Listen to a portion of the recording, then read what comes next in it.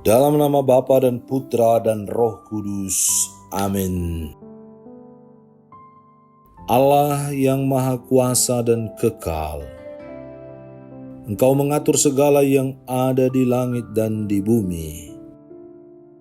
Dengarkanlah dengan rela permohonan-permohonan umat-Mu, dan berilah damai-Mu bagi kami sekarang ini. Dengan pengantaraan Kristus Tuhan kami. Amin.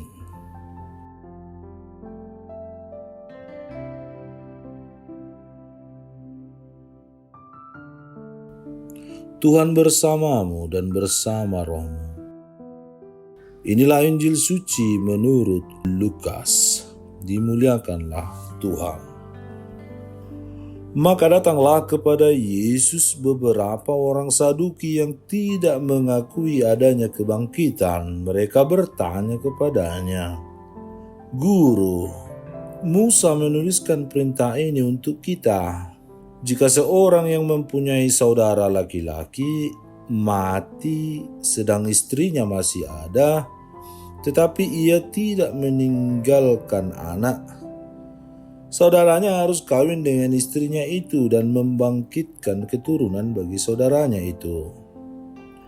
Adalah 7 orang bersaudara. Yang pertama kawin dengan seorang perempuan lalu mati dengan tidak meninggalkan anak.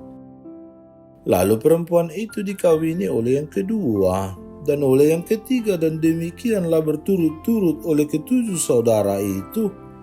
Mereka semuanya mati dengan tidak meninggalkan anak. Akhirnya perempuan itu pun mati. Bagaimana sekarang dengan perempuan itu? Siapakah di antara orang-orang itu yang menjadi suaminya pada hari kebangkitan? Sebab ke-7-nya telah beristrikan dia." Jawab Yesus kepada mereka, "Orang-orang dunia ini kawin dan dikawinkan, tetapi mereka yang dianggap layak untuk mendapat bagian dalam dunia yang lain itu dan dalam kebangkitan dari antara orang mati, tidak kawin dan tidak dikawinkan. Sebab mereka tidak dapat mati lagi. Mereka sama seperti malaikat-malaikat dan mereka adalah anak-anak Allah karena mereka telah dibangkitkan." Tentang bangkitnya orang-orang mati, Musa telah memberitahukannya dalam nas tentang Semak Duri, di mana Tuhan disebut Allah Abraham, Allah Ishak, dan Allah Yakub. Ia bukan Allah orang mati, melainkan Allah orang hidup. Sebab di hadapan Dia semua orang hidup. Mendengar itu, beberapa ahli Taurat berkata, "Guru, jawabmu itu tepat sekali." Sebab mereka tidak berani lagi menanyakan apa-apa kepada Yesus. Demikianlah sabda Tuhan, terpujilah Kristus. Saudara-saudari terkasih, dalam merenungkan sabda Allah hari ini, saya teringat akan satu ensiklik gereja yang ditulis oleh Paus Yohanes Paulus II pada tahun 1998 yang sekarang sudah menjadi santo. Nama ensiklik itu adalah Fides et Ratio. Ensiklik ini secara keseluruhan membahas tentang hubungan antara iman dan akal budi yang saling melengkapi. Ungkapan dalam bahasa Latin Fides et Ratio diterjemahkan dengan iman dan akal budi. Salah satu isi dari ensiklik ini membahas tentang credo ut intelligam, yang artinya aku percaya supaya aku mengerti, atau saya percaya sebelum memahami. Sederhananya, iman yang mengundang akal dalam menuntun manusia pada kebenaran. Akal budi melihat terang dan iman yang membimbing. Dalam bacaan Injil hari ini, kita diperdengarkan bagaimana orang-orang Saduki yang bertanya tentang kebangkitan lewat pertanyaan seseorang yang mempunyai saudara laki-laki mati meninggalkan istrinya. Lalu istrinya harus kawin lagi dengan saudaranya sampai ke saudara yang ketujuh. Siapa orang-orang Saduki? Orang Saduki adalah kelompok bangsawan. Kelompok ini salah satu kelompok yang bertanggung jawab terhadap ibadah yang dilakukan di bait suci sebagai kaum imam. Tetapi tidak semua orang Saduki adalah imam. Kelompok ini tidak mempercayai adanya kebangkitan dan kehidupan kekal. Karena latar belakang kelompok inilah mereka hendak mencoba Yesus dengan pertanyaan tentang perumpamaan yang menikahi 7 orang bersaudara. Saudara-saudari yang terkasih, apa yang bisa kita renungkan bersama dalam sabda Allah hari ini? Sampai saat ini masih banyak orang bertanya-tanya tentang kebangkitan setelah kematian. Bahkan kita yang mengimani kebangkitan setelah kematian masih kerap ragu-ragu dengan keyakinan tersebut. Tidak jarang kita sering jatuh pada pemahaman belaka sehingga kita merasa ragu dengan yang kita imani saat ini. Salah satu pokok pesan ensiklik Fides et Ratio hendak menerangi kita bahwa orang yang tidak percaya atau tidak beriman akan sulit menerima penjelasan, tetapi mereka yang percaya akan menerima penjelasan dan penerangan.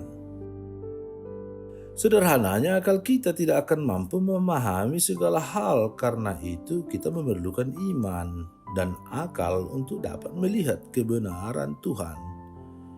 Dengan demikian, kita tidak lagi mendewakan akal budi sebagai satu-satunya kebenaran yang mutlak dan jatuh pada kesombongan intelektual dalam mengenal Allah, mengenal sesama, mengenal dunia ini, mengenal misteri Allah yang takkan mungkin bisa kita pahami.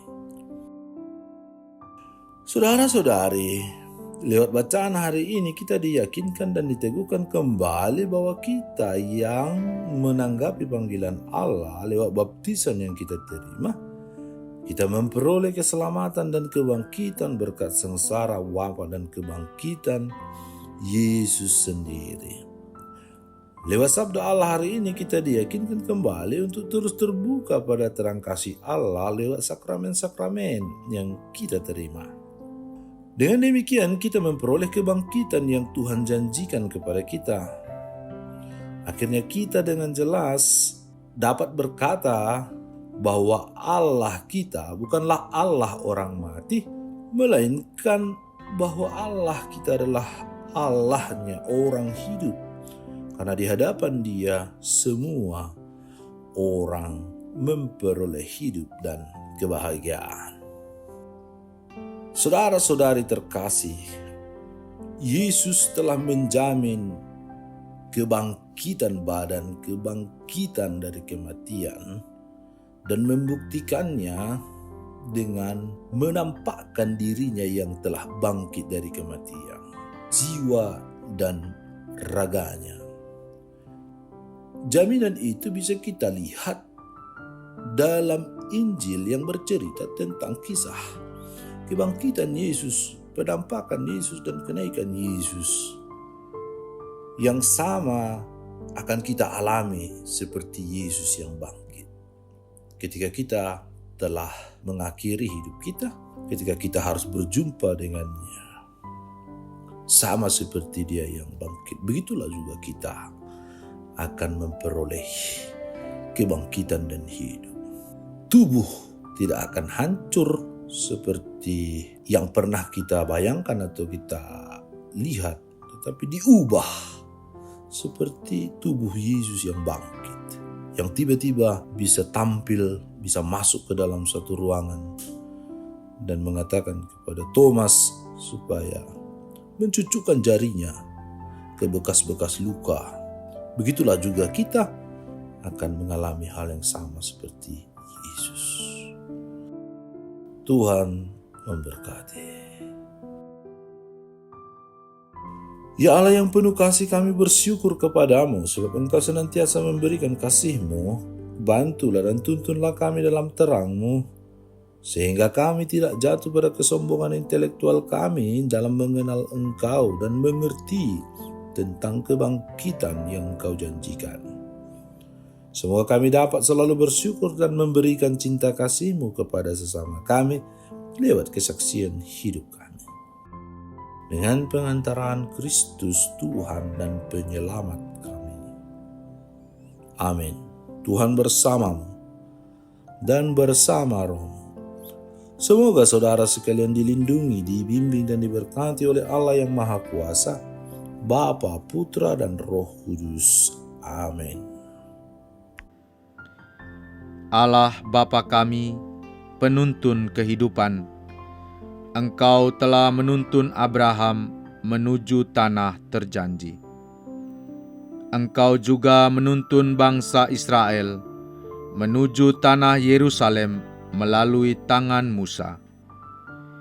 Kini kami umat-Mu keuskupan Padang sedang berjalan bersama dalam sinode kefikepan menuju keselamatan yang Engkau janjikan dalam diri Putra-Mu Yesus Kristus.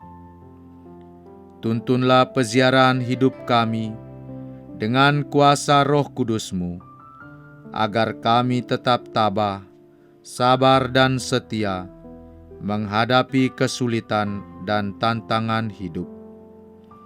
Bimbinglah kami supaya mampu berjalan bersama, saling meneguhkan dalam iman, harapan, dan kasih. Bunda Maria, doakanlah kami putra-putrimu sepanjang sinode kefikepan ini berlangsung. Ya Bapa, Engkau kami sembah dan muliakan, kini dan sepanjang masa. Amin.